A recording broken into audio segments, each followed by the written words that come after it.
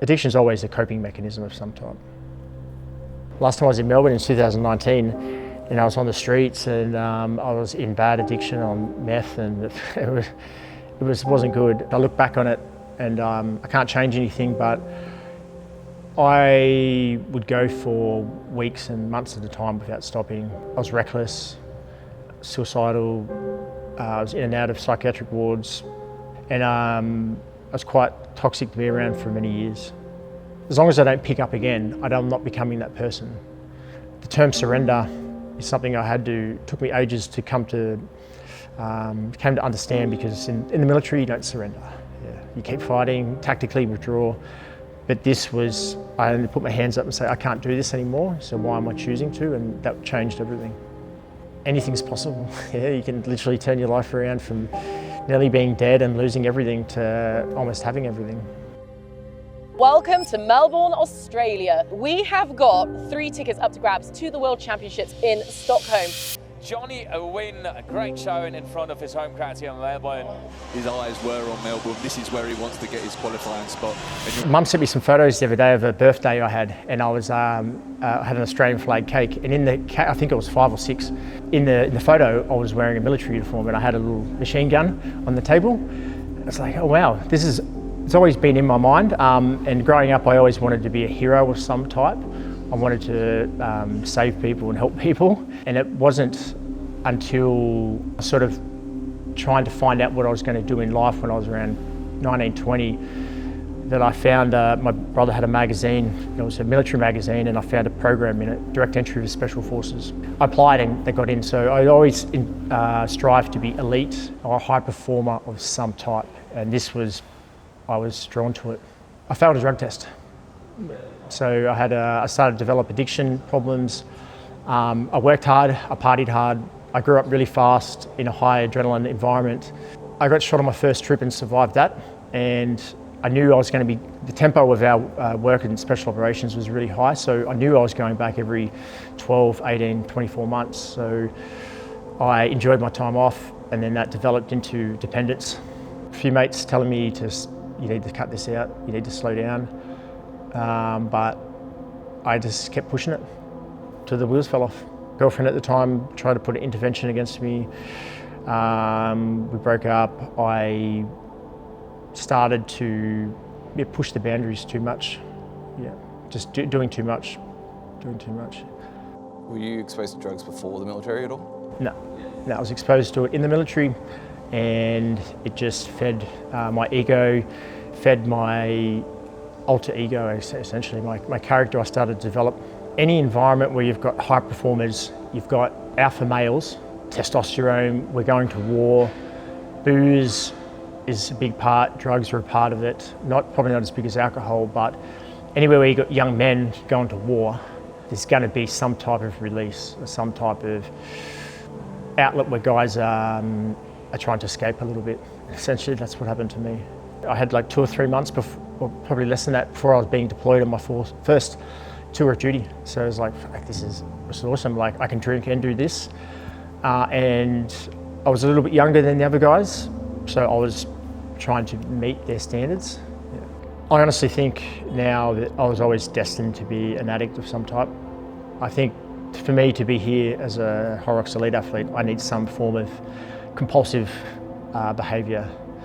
So I think as a youngster, what I went through as a kid with stress and I reckon addiction runs in my family. So I was always destined for it. But this was the unhealthiest version, the substance use. So I had to go through a lot of turmoil, a lot of rock bottoms, 15 rehabilitations in total, a lot of psychiatric wards, charges. My last rehab, when I was in Barcelona, in Spain, when COVID happened, I had it already in my head that I wanted to become a father. I wanted to not keep repeating the same patterns of behaviour that I had for many years since the military and contracting, and I had to come to peace with the term surrender, which means to accept that I can't drink safely anymore. In the military, you don't surrender. Yeah. You keep fighting, tactically withdraw, but I only put my hands up and say, I can't do this anymore, so why am I choosing to? And that changed everything. I fought it for many years. until I wanted to stop, and then I had to embrace it, and then I understood it, and now I'm in a position to show other people, and so you have to see it from a different angle. You starting Hyrox, why? I wanted the challenge. I was a year sober. I was doing wrestling at the time, or jiu-jitsu at the time, and I spoke to my therapist and said I wanted to compete. And at the gym, I seen the workout written on the wall, and this gym I go to, and I seen it, and went, this looks hard. You run, you pull, you run, you throw, you run, you lunge. Like, this is just like military training. I think I could do this. But I hadn't run in so long. I've had knee surgery. I was told I couldn't run, so I started jogging slowly and just started building running volume up. When I seen the workout, spoke to my wife, and we decided 3 months later we're going to go to Vienna and compete. Yeah, so the Hyrox season now there's 4 majors. These are all majors. Opportunities to qualify for world champs, but I want to get the job done here. Every season I've competed, this is my 4th as an elite, I've always left it to the very last race to qualify, and then I do well in the world champs, but I would like to get a qualification early to just take a bit of stress off the family, and so I probably don't have to travel and train so much. When walking around the streets, there's a lot of memories. I've stayed in some of these places, I've been using in some of these places. I'm 5 years sober now. I've done a lot of therapy, so I don't get triggered too easily. Like, it does come up, but I can let it go. Coming back here and not feeling the need to pick up, and it definitely shows me how far I've come and how much I've matured and how much inner work I've done to be able to come and do this. This is the reason I didn't come back to Oz up until now, essentially, is because there were so many memories back here, and so many. It was my old stomping ground for once upon a time. So to be able to come here and not be affected so much, it's quite an achievement.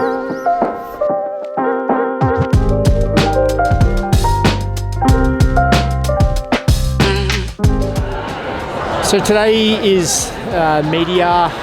So I've got my media slot at 2:30, and then I've got the singles brief, starts at 4 o'clock. But us athletes have to check in. We've got to get our kit, chat with the other athletes, but it's basically here for our media gig and our race brief, which was mandatory. Hey mate, how are you? Good mate. Do you feel like a bit of a celebrity? No, not really. In the Hyrox world, maybe a little bit, but you walk outside these doors and no one knows you.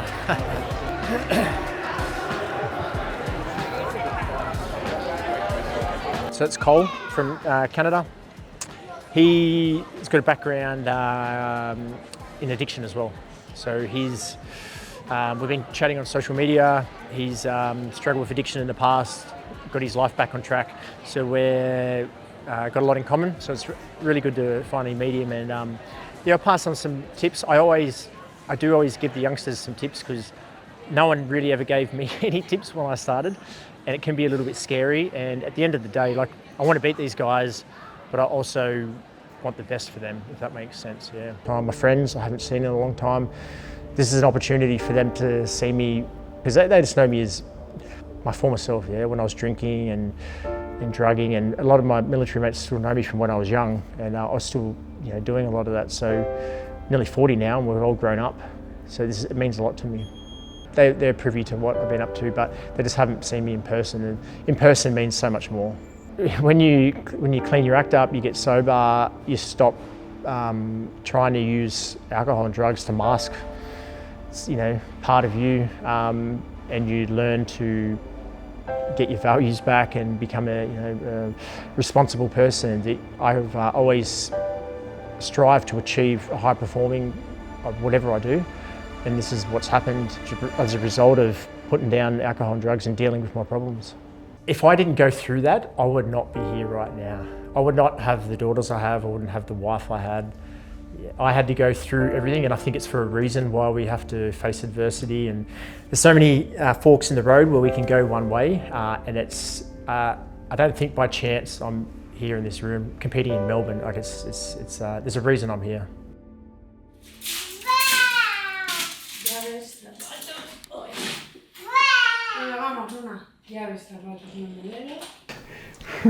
These are the handy things. If I've got 2 left socks, I can just turn one inside out. When I get to the venue, I'll put bags of ice in this vest, and put it on, and then those tubs of ice, I'll eat it maybe an hour before the race, and I put the cold vest on after I warm up to cool my core body temperature down. Literally, I'll be on the line with my teeth shaking, like I'm so cold. But what it does is it stops my core body temperature. In these races, core body temperature is what cooks a lot of this. This is a breastfeeding bottle. It's perfect for putting pre-workout in. But you'll see the ESN, which is one of my sponsors. So this is some creatine, citrulline, there's a bit of taurine in there, and there's also beta-alanine. So I mix that and I drink that 30-45 minutes before a race. We live in Mallorca, so they speak Spanish. Luna, so she said agua, which is water. But at home, I speak English to her. At school, and her mum speaks Spanish, so she's so absorbed, she probably gets English 20% of the time, probably not even. So. Oh, yeah, in Spain they drink where we live in Mallorca, the native tone is Mallorcan, which is like Catalan, which is what they speak in Barcelona. So Dara sometimes sings in Mallorcan, and Alba doesn't even understand her.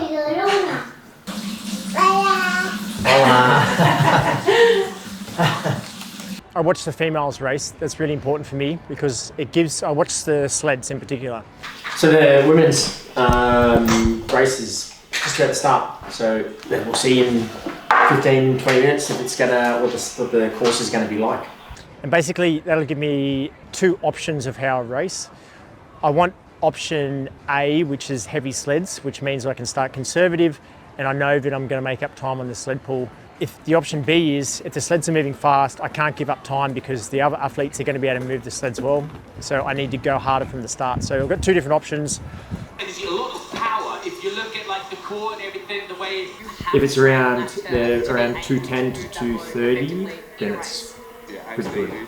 So the lap counter isn't working for that women. So I've got a coach who's a mate of mine who's going to step in. He's going to count my laps for me because I don't trust the lap counting on the that they provide because it's cost me third world champs in my first world champs. It's going to be fast from the start. Yeah. I know it's going to be. There's only 3 spots to qualify. I have to be real about this. The likes of Tim, Hunter, JK, all these new guys coming through who are running 54 minutes. For me to be conservative, it's probably good enough for top 5 or top 8. I'm going to have to be prepared to go hard from the start and just hope that my fitness is going to hold on and I don't crack too much when I race. It's warm today. And then hopefully by the wall balls, I've just hung in there and I'm able to do a good wall ball across the line in front of friends and family.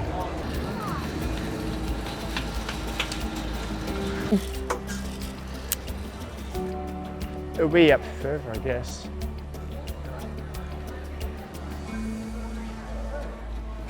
Yeah, right, see you, mate. Good luck, okay? Thanks, Good mate. luck. Hey. CJ Yeah. James. How you going, man? Nice to meet you. Good luck. Thanks, mate. Thanks.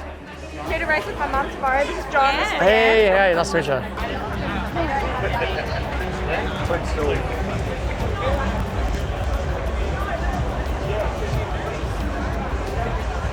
Start warming up. So it's almost 20 to 6. Our race starts at 7, so we're going to be ready by 6:40. So I'll start getting ready, I'll warm up, and then I do my cooling vest, start eating my ice. My warm-up's not much, 10-minute jog, 3 to 4 minutes at race pace, then I hit all the stations for like 30 seconds. That's it. Maybe a bit of mobility if I feel I need it. And then I get cool, start eating ice, and wait for about 22s when we get called up to do the start of the race.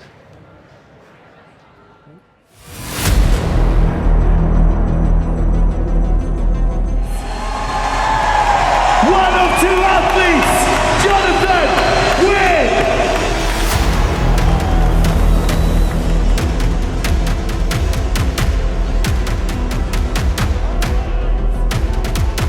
I'll probably be one of the last, probably last in the run, and in the ski erg, I'll be last. I'm comfortable doing that. A moment before our Elite 15 men's race here, down under in Melbourne, and off they go. All the races I do really well at, I'm one of the last for the first few stations, and then I come back. We also know that John Wynn likes to finish strong too, and he is very strong at finishing, so it'll be interesting to see if he can push a little bit harder in the first half. The sled pull is when I make my move generally. Hopefully the guys get dented by the sled push and the sled pull, hopefully top 8 coming out, and then the race is on. But his eyes were on Melbourne. This is where he wants to get his qualifying spot. It's going great, man. He's crushing it. Look at him go. One of his worst moments in his life or times here in Melbourne, and now one of his greatest times or being part of this very first major here. And then it's going to come down to the wall ball. Who's going to break less?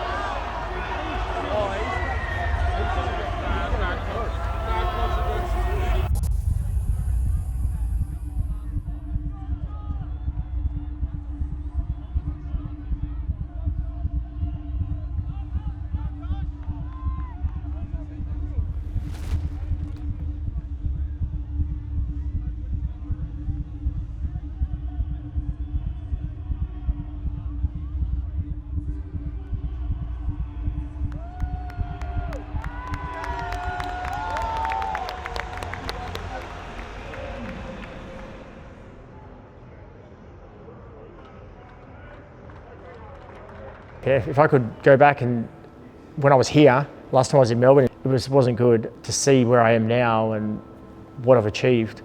I'd be super proud, yeah. I wouldn't have thought it was possible. When you clean your act up, you get sober, you stop trying to use alcohol and drugs to mask, and you learn to get your values back and become a responsible person. And this is what's happened as a result of putting down alcohol and drugs and dealing with my problems. Hey! Hey, told you we'd get him, bro. Fuck yeah. Gotta get a picture with it. Bro, that was fucking amazing. These opportunities, they're not gonna always be there. So if you don't take them, nothing's guaranteed, yeah? Cheers, mate. Nice to meet you. Yeah, no, likewise, Ray. Likewise. Thanks, mate. Appreciate it. That's the race done. 10th overall. I was happy up until the wall balls. So most of the race, especially after the sled pull, I was in there around that sort of 6th, 7th, 8th position. On the road, I think I was 6th, so I was looking pretty well. Really happy with my running. Just fell apart in the wall balls. So end up with 10th position. I'm content enough. It's not the fairy tale finish, getting the top 3 like I wanted, but I knew it was going to be super competitive. It was going to be fast. I actually don't know what the guys ran to the top 3, but running into the wall balls, I was next to Sean. I think Sean got 4th, 5th. So I was in that top 3rd, but just imploded. So my running has improved a lot. I want to have a look at the data. I got a lot of comments off the blokes saying how fast I was running, which is a good sign. What this means is I haven't got the qualifier. I've got to keep training, and I'm okay with this.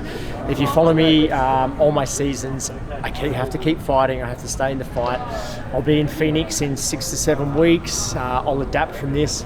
And if I don't qualify there, I'll be in Warsaw. And if I don't qualify there, I'll be in Brisbane. So I know you really didn't achieve what you wanted. Are you ranked number 1 in Australia right now? Nah, not number 1. JK, I don't think he had a good race. This sport, it's all about work capacity, and if you can't access your energy systems if you're off 1, 2, 3%, that's minutes. So no, I wouldn't count myself as number 1 in Australia. I got number 1 tonight, but no, JK's faster. Until I can run a 53 or something like this, then I could probably take that back. But but to answer your question, no. But I'll go home, try and get about 1,500 calories in, try to sleep, and try to be back here tomorrow, and then on to the next one. Whenever I went to a rehab or psychiatric ward, it's because I was admitted and I got to the point where I can't function anymore. I would get out after 4 to 12 weeks and I would feel like I could drink again, and that urge come back to me, and then I'd repeat the cycle again. Until I just understood that nothing's changing. I'm repeating the same behaviour. Put your hand up for help. Understand what surrender means. It's not meaning you're weak. It just means you need to accept that you can't keep doing what you're doing, and just don't give up. And hope is the lubricant in life, so just keep going. My mantra, my social media and all is get after it and stay in the fight. Something I picked up in the military. It means just when it gets tough, keep going. Don't give up. I think I'm being a good example for fathers out there, people who have got a similar background to me. It does help me motivate. A lot of the DMs and that I get now are from dads, and they thank me because I share pretty much everything I do to show that there's nothing secret about what I do. I just do it often and I'm consistent. I think I'm here for a reason, so to show to myself and to everyone who's been involved with my journey and followers and whatnot that you can turn your life around, and this is a great opportunity for me to show that.